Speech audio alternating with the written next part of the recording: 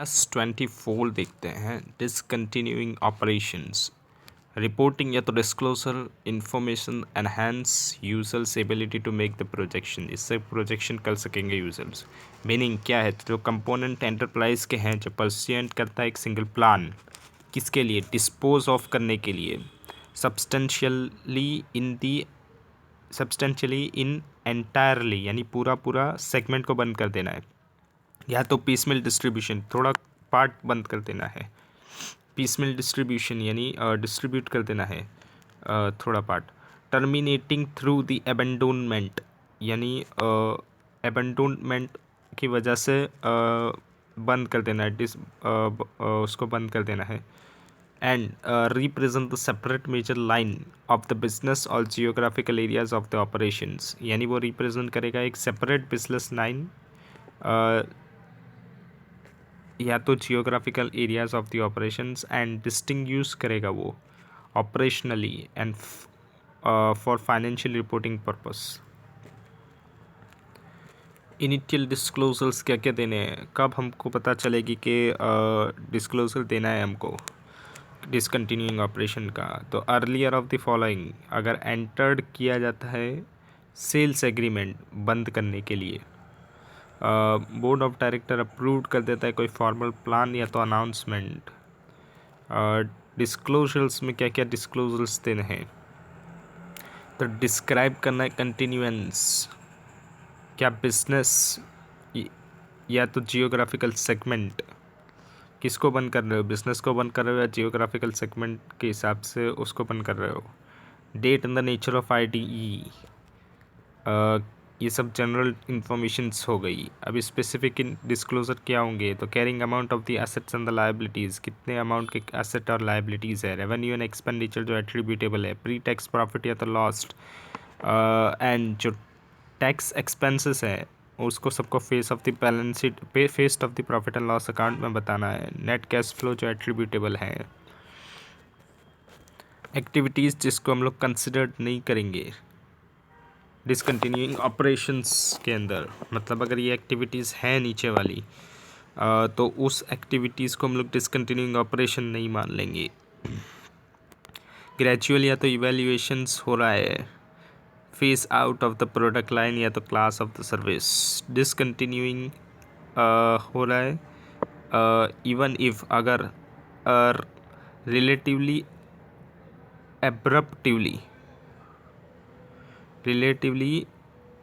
एब्रप्टिवली मतलब तुरंत ही, several product line within ongoing line of the business.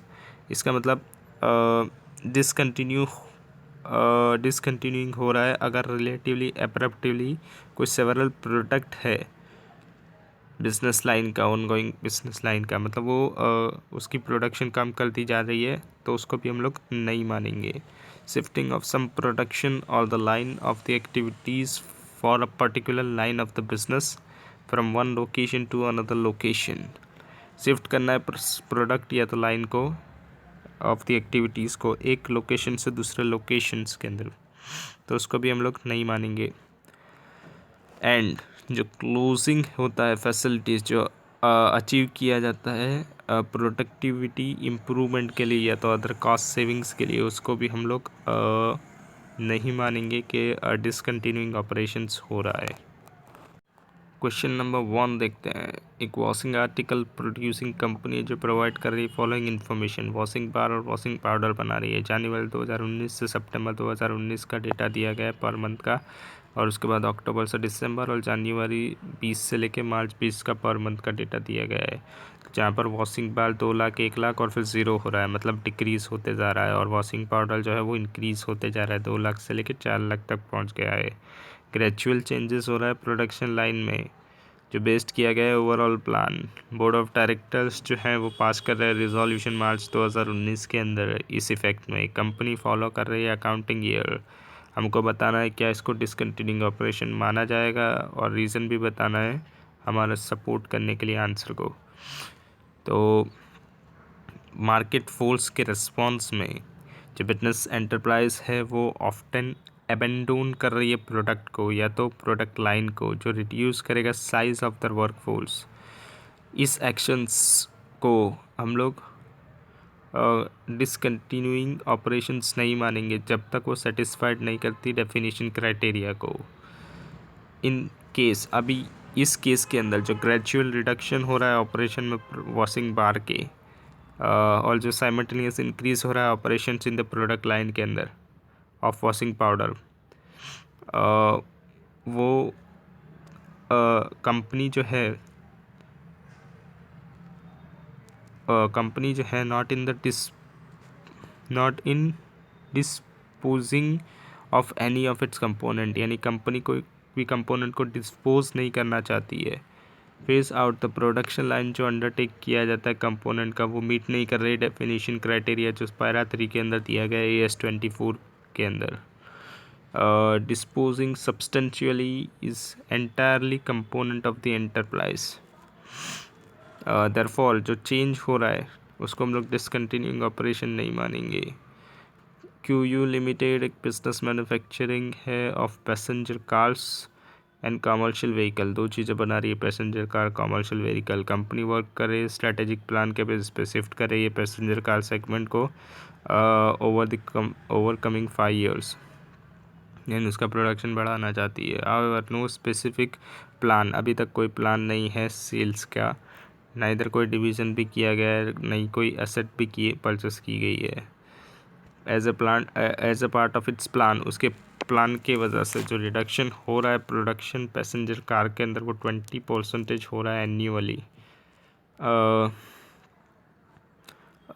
उसका प्लान है कि कमेंस करे नई फैक्ट्री जहाँ पर मैन्युफैक्चर करेगी वो कमर्शियल व्हीकल एंड ट्रांसफ़र करेगी जो भी प्लस एम्प्लॉयज़ है उस फेज़ के अंदर। हमको बताना है क्या कि जो ग्रेजुअल पासिंग आउट हो रहा है उसका क्या वो डिसकंटिन्यूइंग ऑपरेशन है एज़ पर AS24। तो मैरिज ग्रेजुअल फेसिंग को हम लोग कंसिडर नहीं करते कि वो डिसकंटिन्यूइंग ऑपरेशन होगा, जो डिफाइंड किया जाता है अंदर para 3 of AS24 discontinuing operation. इस व्यू के अंदर जो अबाव आंसर है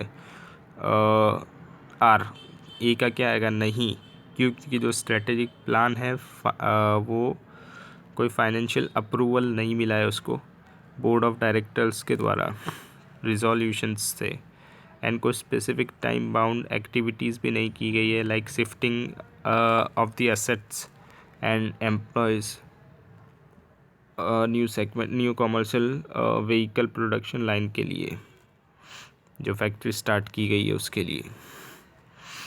अगर कंपनी पास कर देती है रिजोल्यूशन के वो सेल करेगी some of its assets in the passenger car divisions, and वो ऑल्सो ट्रांसफ़र कर रही है थोड़ी एसेट्स को पैसेंजर कार डिविजन्स के अंदर न्यू फैक्ट्री के अंदर, तो क्या ट्रिगर होगा AS24? नहीं, तब भी ट्रिगर नहीं होगा क्योंकि stopping of the car segment defined time period के लिए रिजोल्यूशन जो है वो साइलेंट है कि स्टॉप कर देना है कार सेगमेंट को डिफाइनेड टाइम पीरियड के लिए। जो कोई असेट्स है जो ट्रांसफ़र या तो सेल नहीं की जा रही है और उसका कोई रिजोल्यूशन भी पास नहीं किया जा रहा है, तो closure of the road maps and new segment starting road map वो भी मिसिंग है, इसलिए AS24 के हिसाब से ये भी एप्लीकेबल नहीं है। Would your answer to the about differ, क्या तुम्हारा आंसर डिफ़र करेगा अगर कंपनी रिजॉल्व कर देती है कि वो सेल कर देगी असेट्स को पैसेंजर कार डिवीज़न की in phased but time bound manner?